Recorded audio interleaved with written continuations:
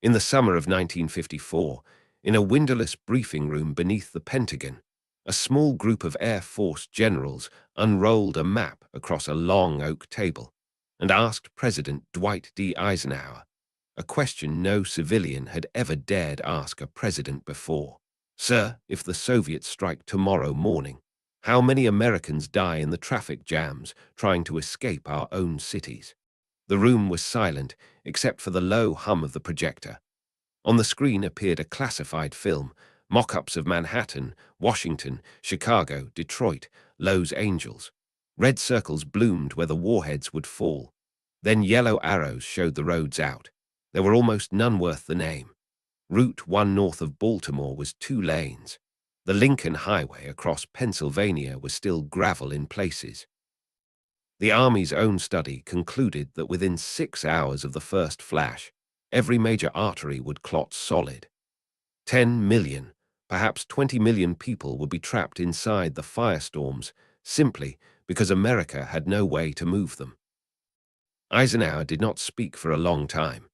He had seen the Reichsautobahn in 1945, watched panzers race along perfect concrete ribbons while Allied trucks crawled on muddy tracks. He never forgot the lesson.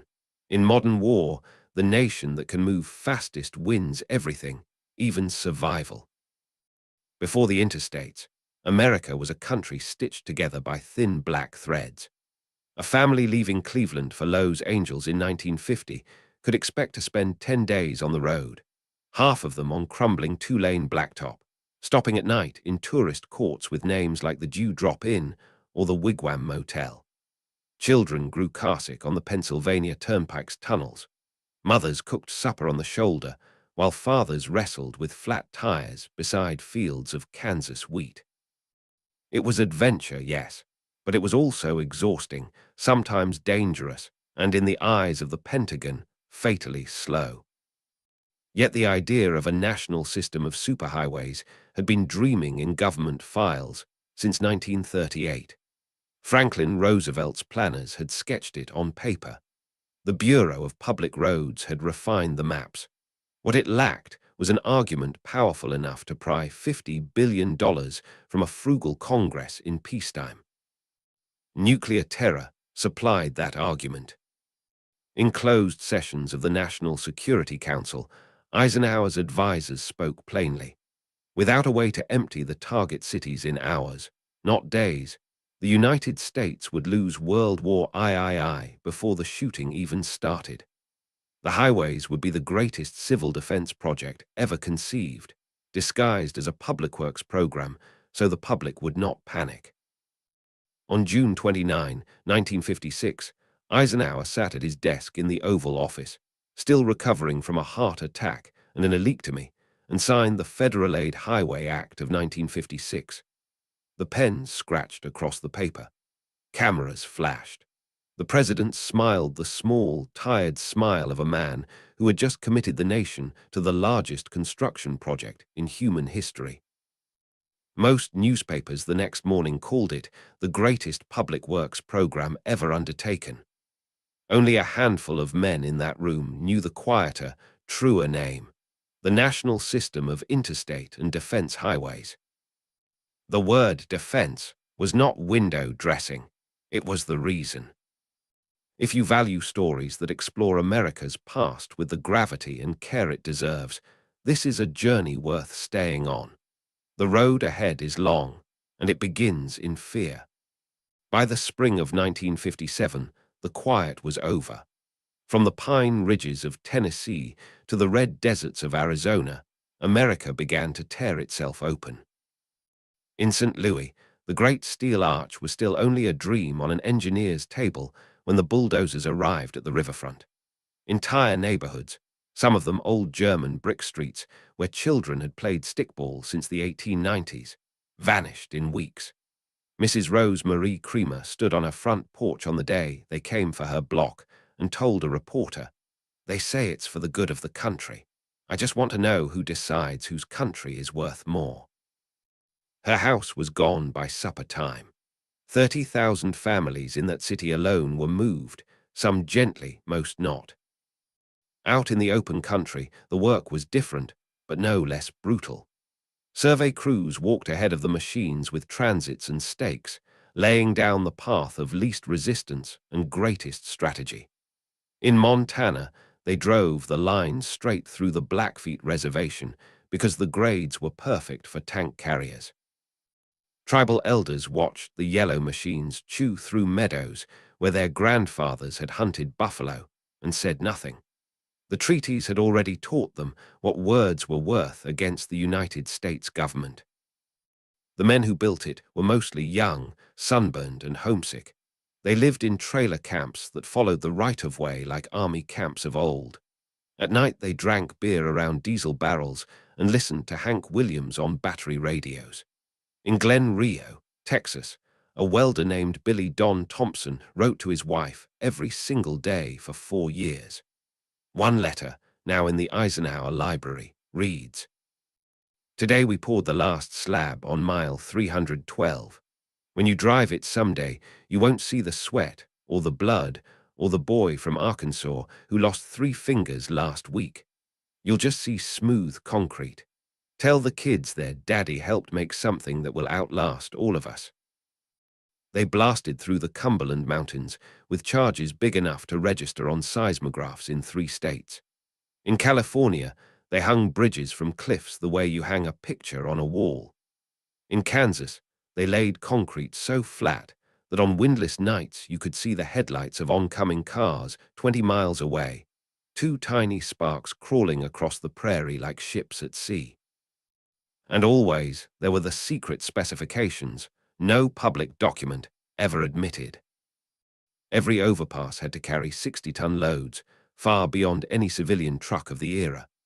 Every 5th mile required a straight, level stretch, at least 6,000 feet long enough for a C-124 Globemaster to land in extremity. Outside Albuquerque, the Air Force quietly tested one such stretch in 1958. The big transport touched down, turned around, and took off again while construction crews stood at parade rest along the shoulder.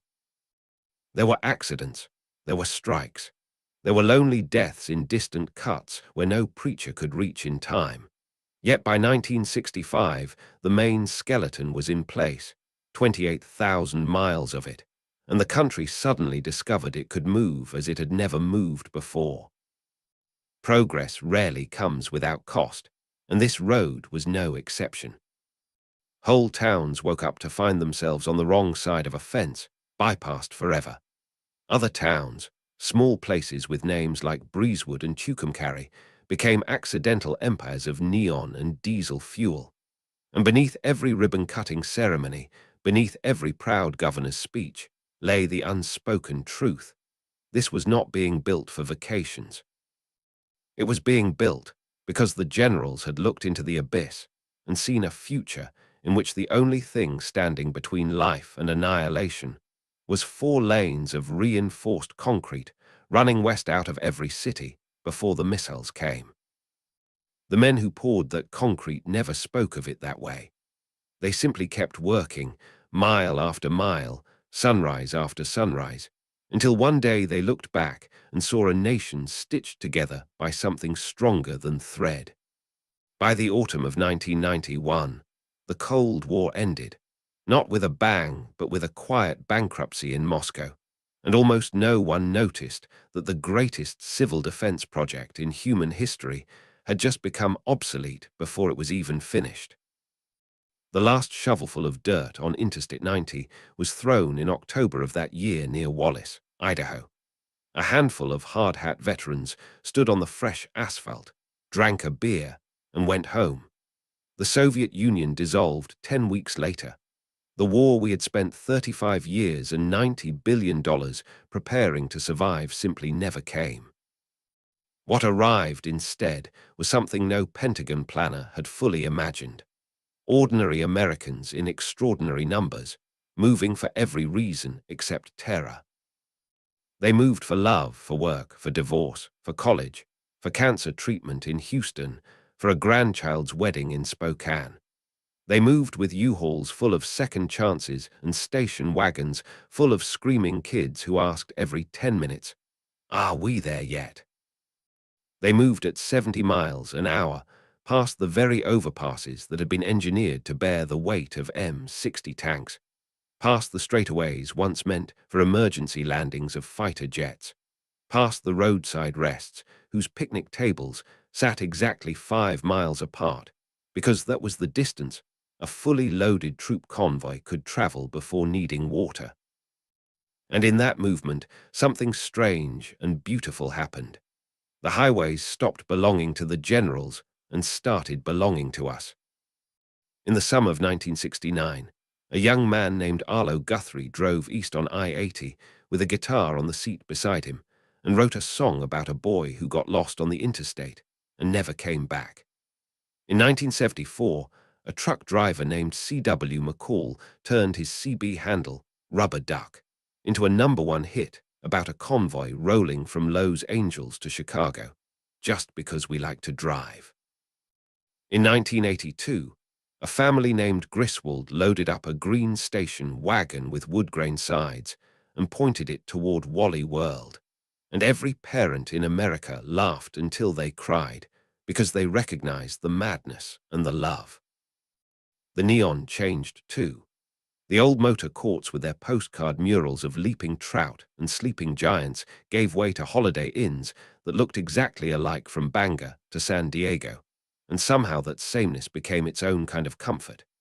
You could be 3,000 miles from home, bone-tired and homesick, walk into a motel lobby at midnight, and smell the same coffee, see the same plastic ice bucket, hear the same hum of the vending machine. In a country that was growing louder and stranger every year, the interstate offered something close to continuity. Yet the scars remain, if you know where to look.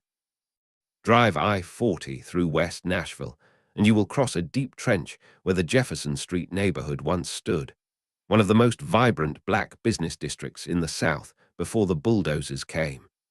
In Syracuse, New York, I-81 still slices through the heart of the old 15th Ward like a concrete scar that never healed. In 100 cities, the story is the same. A highway built for national survival became, without malice or forethought, an instrument of racial and economic amputation. And still we drive them. Every day, 3 million semis and 40 million cars roll across the system that began in a Pentagon briefing room with a question about traffic jams in the end of the world. Pause for a moment the next time you merge onto an entrance ramp at dusk, when the sky is the color of a 1956 Cadillac tailfin and the white lines glow like piano keys under your headlights. You are moving on pavement that was poured so that your parents or your grandparents might live through the first hour of World War III. You are moving on the longest monument ever built to a fear that, thank God, never quite arrived. We still move along these roads, often unaware of the history beneath us, the sweat in the rebar, the tears in the displaced soil, the unspoken prayer that was mixed into every yard of concrete. Let this be enough.